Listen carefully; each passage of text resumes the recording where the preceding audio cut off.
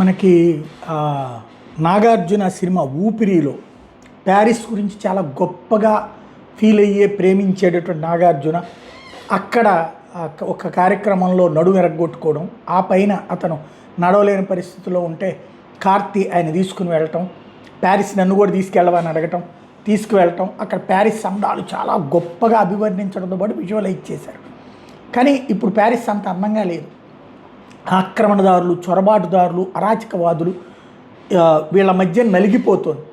చొరబాటుదారులు వచ్చి శరణార్థులుగా మారి చివరికి ఆ దేశ ప్రజల్ని ఏడిపించుకుతుంటున్నటువంటి దృశ్యాలకి సంబంధించినటువంటిది ఇదిగో చూడండి. ఇది నిన్న రాత్రి ప్యారిస్లో కాల్చుకుంటున్నారు. ఇదేదో దీపావళి బాణాసంచ కాదు, మనుషులు ఒకళ్ళ మీద ఒకళ్ళు కాల్చుకుంటున్నటువంటి సంఘటనలు, దారుణమైనటువంటి సంఘటనలు. ఆల్రెడీ అక్కడ ఒక మురికివాడలాగా మార్చేస్తున్నారు ప్యారిస్ అనుకుంటే, రెండో పక్కన జరుగుతున్నది ఇది. కాల్చుకుంటూ మనుషుల ప్రాణాలు తీసుకునేటటువంటి దౌర్భాగ్య స్థితికి చేరి ప్యారిస్. ఫ్రాన్స్ అంటే ప్రశాంతతకి నిలయం అన్నది కాస్త ఫ్రాన్స్లో ఈ ప్యారిస్ అనేటటువంటిది ఇప్పుడు పెను ప్రమాదకర నగరం కింద, ప్రజలకి ప్రాణాంతకమైన నగరం కింద మారడం అన్నటువంటిది విచిత్రమైనటువంటి సిచ్యుయేషన్.